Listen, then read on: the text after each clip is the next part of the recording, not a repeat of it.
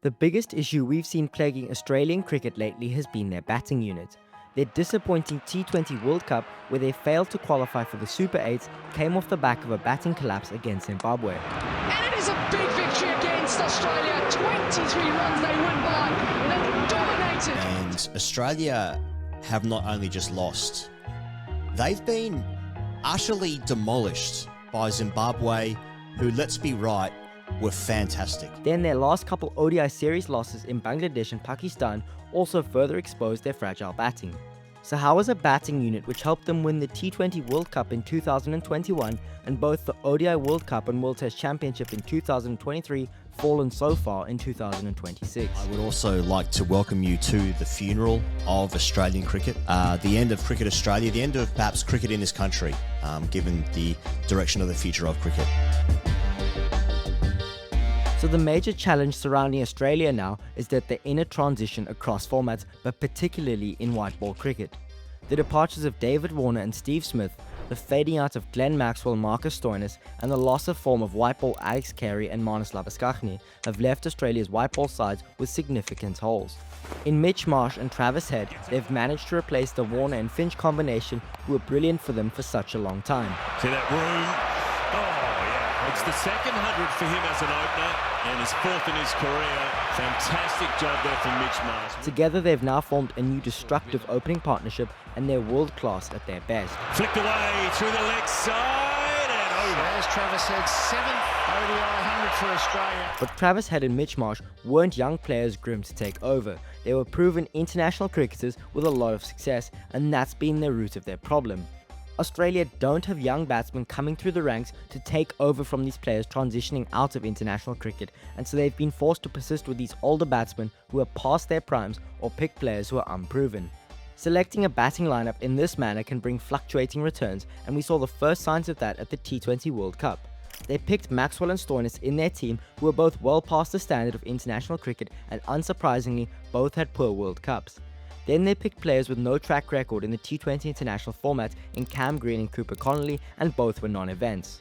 When Marsh and Head don't score the majority of the runs, they falter as a batting unit, and we saw that when Zimbabwe bowled them out for 146 to knock them out of the World Cup in the group stage. And this will be a moment to remember, one they will never forget. They've dominated. That result confirmed the speculation leading up to the event that Australia was a team running low on batting depth, relying on a patchwork unit to try and force a result.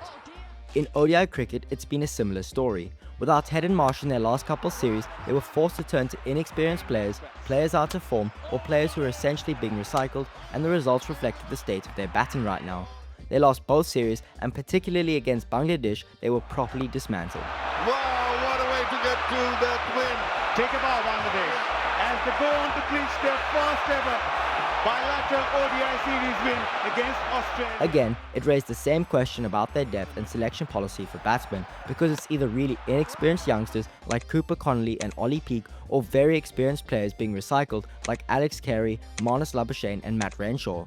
Where are the more experienced domestic players who should be getting their chance? Are they not being picked, or do they not exist? And this is a problem that extends across all three formats for Australia. Our batting is fragile. I think it's probably one of the weaker batting lineups I've seen for Australian Test side in a while. If our batting gets some holes in it, I don't really know who's next in.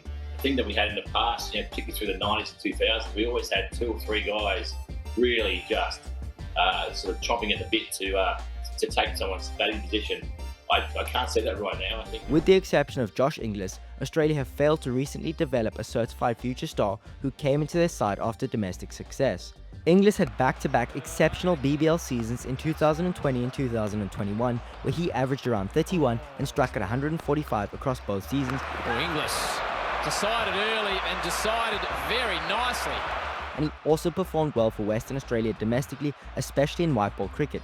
With Matthew Wade nearing retirement and Alex Carey struggling, Inglis was given a debut and he's been a success story, but worryingly for Australia, there aren't many more like him. And it's led to what we're seeing now, where for example when Steve Smith retired in ODI cricket, they persisted with the struggling Marnus Labuschagne to fill that role. Then there's Alex Carey, who's continually struggled in white ball cricket, but they've stuck with him to fill a void Glenn Maxwell used to occupy, to come in, strike efficiently and smash the spinners, but that hasn't worked either. They've now gone back to Matt Renshaw, who's a very experienced player, but hardly someone who looks like a cornerstone to build around in international cricket. Then you have the youngsters Ollie Peake and Cooper Connolly, who are picked on raw talent rather than weight of returns, and you could even put Cam Green into that bracket too. Now, we said earlier maybe their selection policy was what it is for the recent ODI tours because of the lack of personnel. But then you look at their domestic 50-over competition and you have players coming through the ranks and putting their hands up for selection like Mackenzie Harvey, Matthew Gilkes or Sam Harper, who've all scored runs at a healthy average and just haven't been selected. But a guy like Jake Fraser-McGurk or Ollie Peake will get picked ahead of them, who haven't performed close to as well. So given this is the way they're selecting their white ball sides of late, the subpar results don't seem totally surprising. And look, it's pretty obvious that Australia are no longer the white ball powerhouse they once were when they had David Warner, Travis Head, Mitch Marsh and Steve Smith as their top four, with a prime Glenn Maxwell to come in and finish off the innings. And we can accept that they're going through a transition and rebuild phase similar to what England did after 2023. But they're not doing themselves any favours by making the bizarre selection decisions that we've seen from them lately, and if they're going to keep doing this, it might be a long time before we see them return to the prime side that won the 2023 ODI World Cup. Bang! And Australia win the World Cup for the 6th time and in front of 120,000 people. Champions! White ball cricket is one thing, but Test cricket is still the pinnacle for Australia, and unlike limited overs cricket, it's a format where there's still a world-class team. Still though, it is in large part thanks to their amazing bowling attack. Stark, Cummins, Hazelwood and Lyon, along with Boland, are all exceptional bowlers, and it's them, the bowlers, who are winning Australia Test matches. That's the one. Pinpoint precision. Cummins, he nails it. The comparison between McGrath, Warne, Gillespie and Lee and this current bowling, that the numbers are extraordinary when you match it up. And you heard Josh Hazelwood say he was stunned at that top group, those four names. It's the first time ever in Test history where four bowlers have all played together and they've all got 200 or more Test wickets. Quite extraordinary. That's their formula: score just enough runs and bowl their way to victory, and it's a balance that's become more skewed than ever before.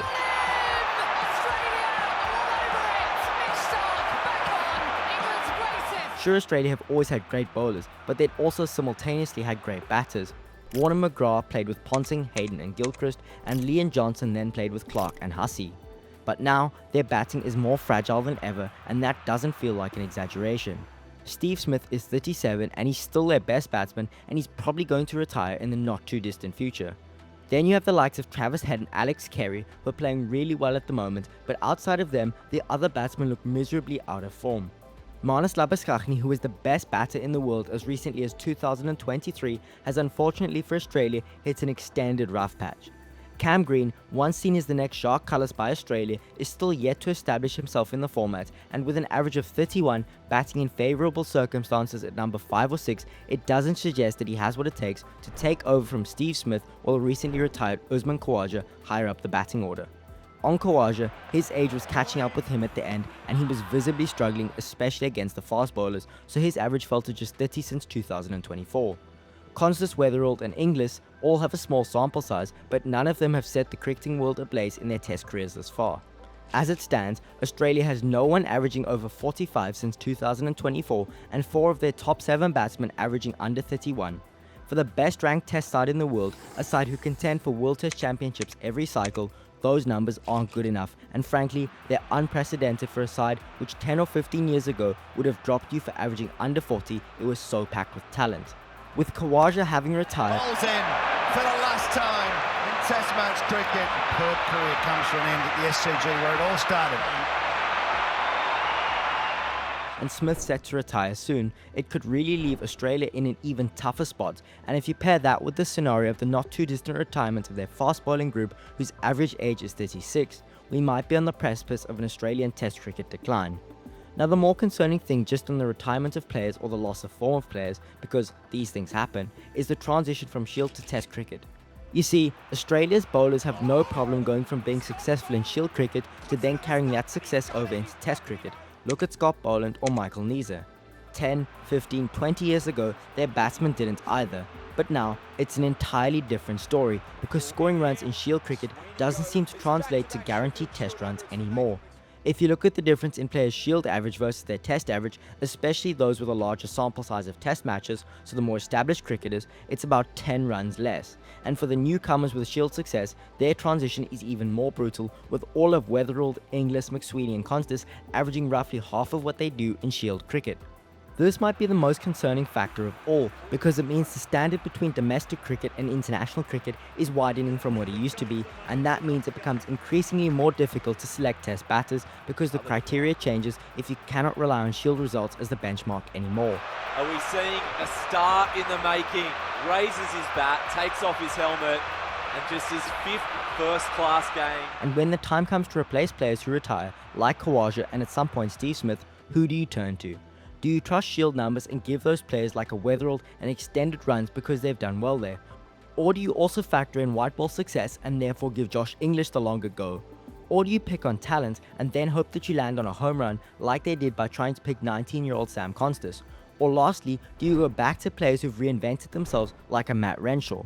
The reality is though that Australia has never had to face such a shortage of batting depth, and it's the most immediate issue ailing them across formats, especially in white ball cricket. But it also may not be too long before the same problem of relying on a couple batters to score all the runs starts hurting them in Test cricket too.